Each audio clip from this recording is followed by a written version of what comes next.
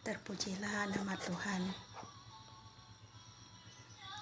Setelah saya kira saya sudah mendapatkan semula cinta dan kasih sayang berada di hati saya untuk suami saya, dan saya kira saya sudah mulai merasakan kebahagiaan semula dengan tidak terlalu memikirkan sikap ketidaksetiaan suami saya di dalam rumah tangga kami. Karena saya tetap percaya campur tangan Tuhan, dan semuanya akan berlalu suatu hari nanti. Ketika hati saya sudah begitu yakin bahwa saya akan mampu menghadapi kekurangan-kekurangan suami saya, terutama ketidaksetiaannya itu. Tapi saya silap. Proses Tuhan belum berakhir di dalam rumah tangga saya. Sekali lagi, pada tahun 2019, pada ketika saya pikir hati saya sudah cukup kuat untuk menerima perbuatan suami saya yang saya tahu tidak pernah berhenti, tapi saya membiarkan saja semua perbuatan penyelingkuhannya maupun ketidaksetiaannya itu, dan hanya berharap biarlah Tuhan yang bekerja dan saya berdoa saja. Dan pada tahun 2019 itu saya teruji sekali lagi, malahan kali ini ujian yang begitu besar dan betul-betul mematahkan hati saya. Ianya tidak mampu untuk saya bayangkan semula setelah saya menghadirkan cinta dan kasih sayang saya semula kepada suami saya. Tetapi ternyata perbuatan penyelingkuhannya kali ini betul-betul membuatkan saya tidak mampu menerima kenyataan setelah saya berpikir, setelah saya mengadakan semula cinta kasih saya kepadanya. Ketika itu penyelingkuhannya kali ini tidak mampu saya hadapi dengan ya begitu saja. Tapi kali ini saya sungguh-sungguh bertanya-tanyakan kepada Tuhan. Pada ketika itu saya menangis semahu-mahunya setelah bertanya-tanyakan kepada suami saya mengapa dia melakukan lagi perbuatan itu. Dia malahan seperti tidak punya hati untuk menenangkan saya, tapi sebaliknya dia lebih memenangkan penyelingkuhannya itu. Dan ketika itu saya terus menangis berhari-hari, walaupun saya pikir perbuatan saya menangis itu sangat bodoh, memikirkan dosa-dosa orang, mengapa saya yang menangis. Jadi saya tidak berhenti-henti bertanya kepada Tuhan Yesus,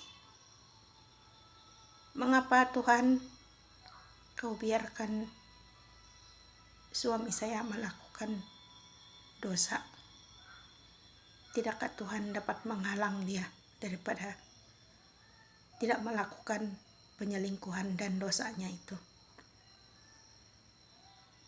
Saya berdoa begitu kepada Tuhan, dan tambah mematahkan hati saya dan kecewa ketika itu, karena saya merasakan dunia tidak berputar, bahkan sekalipun burung-burung tidak berbunyi, bernyanyi-nyanyi untuk menghiburkan saya, perasaan saya pada ketika itu. Dan saya merasakan Tuhan tidak memedulikan saya, dan saya merasakan ya seperti kita mengadu-ngadu dan tidak ada orang yang peduli perasaan kita. Begitulah pada ketika itu perasaan saya bahwa Tuhan tidak memadulikan saya, tidak mau menghiburkan saya pada ketika itu. Sedangkan saya berhari-hari dalam pertanyaan kepada Tuhan, mengapa, kenapa? Itu saja. Saya pikir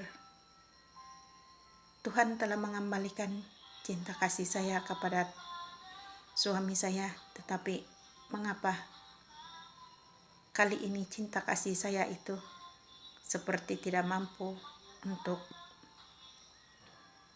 bertahan. Dan walaupun dalam keadaan kecewaan, patah hati yang berat itu, dan sepertinya Tuhan meninggalkan saya, tapi saya meneruskan juga kehidupan seharian saya dengan kesibukan berniaga dan anak-anak. Tapi ketika itu 2019 itu anak-anak saya sudah besar. Yang paling bungsu pun sudah berusia 13 tahun. Jadi saya pikir saya mau melarikan diri. Sungguh-sungguh melarikan diri. Melarikan diri dari masalah, melarikan diri dari suami saya. Tetapi satu ujian saya paling besar ketika itu, karena baru saja habis bercuti balik kampung, saya tidak mempunyai uang. Jadi bagaimana saya melarikan diri jika saya tidak punya uang? Jadi saya pikir apapun kena hadapi, biar macam manapun. Dan tetap pada ketika itu saya pikir Tuhan tidak memadulikan saya. Tapi saya tidak putus-putus berdoa dan mencari kekuatan di dalam firman Tuhan.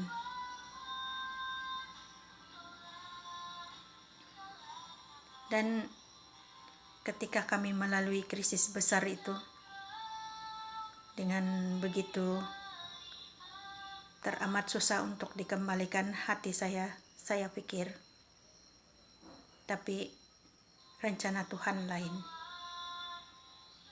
Kepatahan hati saya dan kekecewaan yang rasanya tidak mampu dikembalikan itu,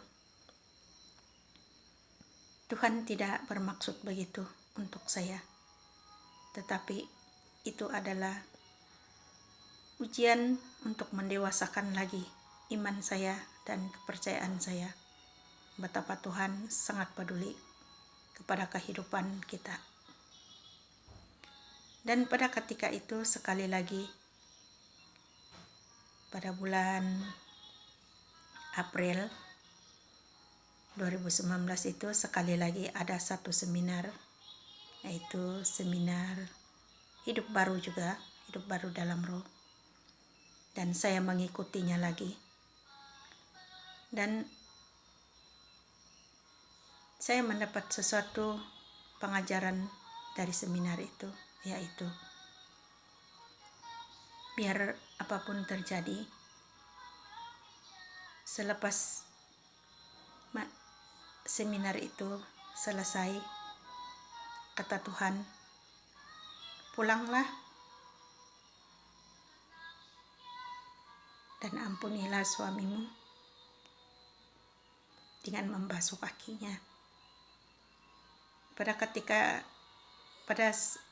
beberapa waktu itu saya merasakan, ya Tuhan, saya akan melakukannya. Tapi sebenarnya tidaklah semudah itu.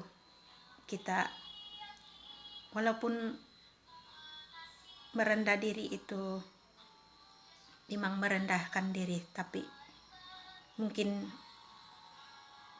masih berpikir. Dan saya melewatkan lagi pesan Tuhan itu untuk beberapa waktu. Tetapi saya merasakan setelah beberapa bulan dalam krisis besar itu, sepertinya saya terlalu munafik untuk berpura-pura bahwa saya tidak merasa tersakiti lagi dengan perbuatan suami saya. Padahal saya tahu dia masih berhubungan dengan perempuan itu. Dan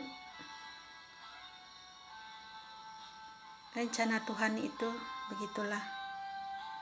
Jangan lewati apa yang dipesankan. Jadi pada waktu itu saya sungguh-sungguh mengampuni dia dengan membasuh kakinya di hadapan saksi anak-anak saya. Dan saya berharap kerendahan hati saya itu kepada suami saya mengampuni kesalahannya itu akan juga menjadi teladan bagi anak-anak saya untuk hidup merendah hati di hadapan orang maupun di hadapan Tuhan. Dan saya membasuh sungguh-sungguh kaki suami saya secara fisik itu, tapi juga membasuh kesalahan-kesalahannya di hati saya. Dengan saya mengatakan kepada suami saya mengampuni segala kesalahannya kepada saya dari ujung kaki sampai ke ujung rambutnya.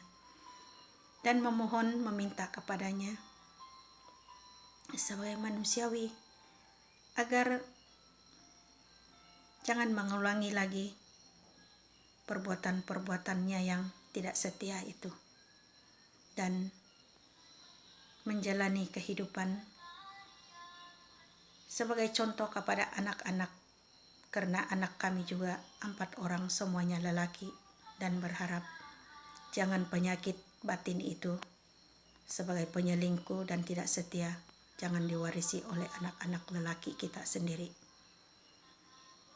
Dan biarlah segala kerendahan hati kita untuk saling mengampuni itu menjadi contoh kepada anak-anak kita. Begitulah yang saya ucapkan ketika membasuh kakinya. Puji syukur bagi Allah yang memberikan kesempatan